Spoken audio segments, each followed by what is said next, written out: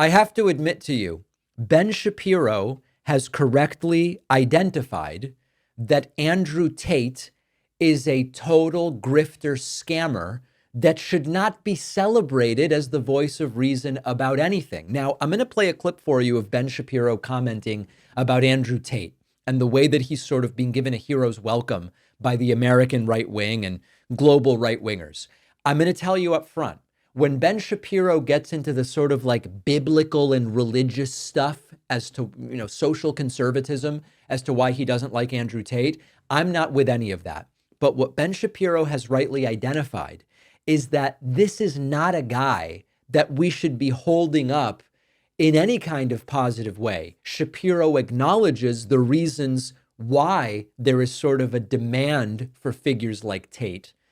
I don't agree with everything, but Shapiro is sounding the alarm and saying, my fellow right-wingers, this is not our hero, not at all. Again, let me say right at the outset, I am not upset at all with anyone actually just interviewing Andrew Tate. Go for it. Have at it. Of course. And by the way, I agree with this as well. I don't think the problem is interviewing people with unsavory views, as long as you're qualified and prepared to do it. Tons of excellent questions to ask Andrew Tate, but none of these people are asking Andrew Tate any of those questions. Instead, a lot of people are sort of glomming onto his very online popularity in order to get clicks.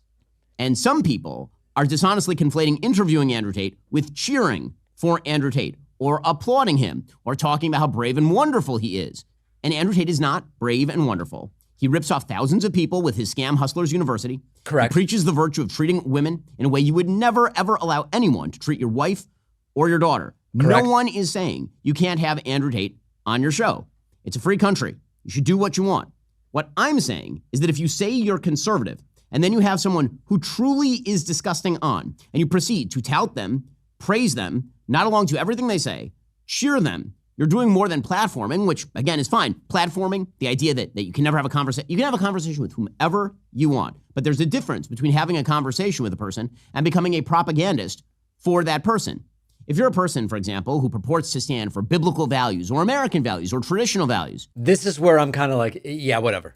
You probably have a moral obligation, not probably, you certainly have a moral obligation to ask Andrew Tate, who is a self-stated bad man, hard questions about his actions and his beliefs and his past, not to, as so many on the right have, help him falsely rewrite his legal record or ignore all of the things he's actually said while nodding enthusiastically.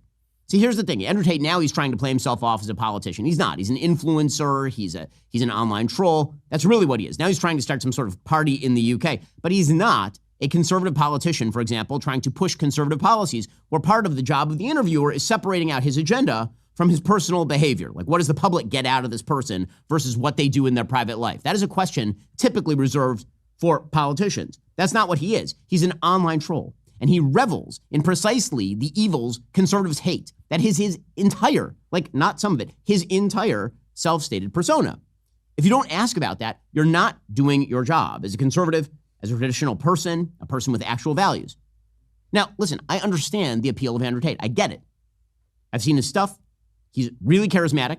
And for decades, the hatred of traditional masculinity in our society has been so strong, so thoroughgoing throughout the media, throughout politics, from our institutions, from our colleges, everywhere, that people, including people on the right, have run away from traditional masculinity altogether. And they've sort of feminized what masculinity is supposed to be. Now, this is where I think it kind of gets off the rails, but you all know that I have also explained that the left has not done a good job of providing a sort of affirmative vision of masculinity. There's been a lot of critiques of toxic masculinity and this sort of thing. And I've already done that commentary. This is where Ben Shapiro and I certainly diverge. He is pointing out to a degree that it's the right's vision of masculinity that should be sort of supported and whatever the case may be, and is uniquely critical of the left. I've been critical of the left on this issue of presenting a sort of healthy but affirmative version of masculinity, while acknowledging why the left has also pushed away to a degree some of the male figures that could be pretty useful.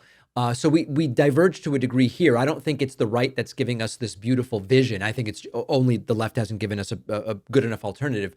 But Ben Shapiro has figured it out. And when you look at the way that Andrew Tate I said I'm not going to mispronounce names, so I'm not saying Andrew Tate, but it's very hard. It's very, very difficult.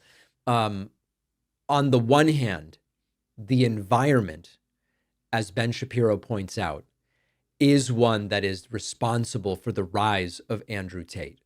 But just like there are some voices on the right that recognize Trump's a doofus and he's in power. I mean, what choice do I have? But he's basically a doofus. There are people on the right recognizing the same thing about Andrew Tate. Now, I don't think he's serious about this whole UK thing, but what I mean, he may be serious, but I don't think it has obviously any shot of getting off the ground, running for prime minister or whatever he's doing. But there is a real possibility that if the left doesn't get it together and provide an alternative to this just whacked out manosphere of which Tate is a part, he will probably only gain popularity, as terrifying and wacky as that is. Tell me what you think of Ben Shapiro's critique of Tate. Where do you agree? Where do you disagree?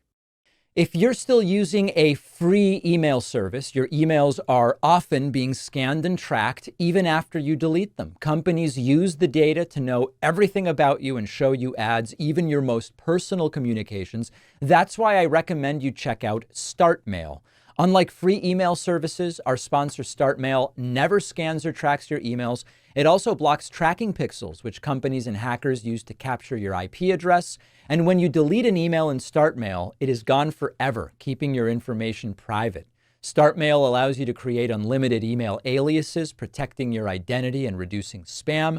This lets you use different email addresses for different purposes, like newsletters or shopping. Plus, StartMail lets you encrypt every email, even if the recipient doesn't use encryption. Switching is easy. You can migrate all your existing emails and contacts with just a few clicks. StartMail also offers a business plan with unlimited domains, advanced phishing protection, and shared aliases for seamless team collaboration. Go to startmail.com/Pacman to get 50% off your first year. That's about $2 a month for a personal plan, or about $3 a month for a business plan, plus get 25% off additional accounts for team members. The link is in the description.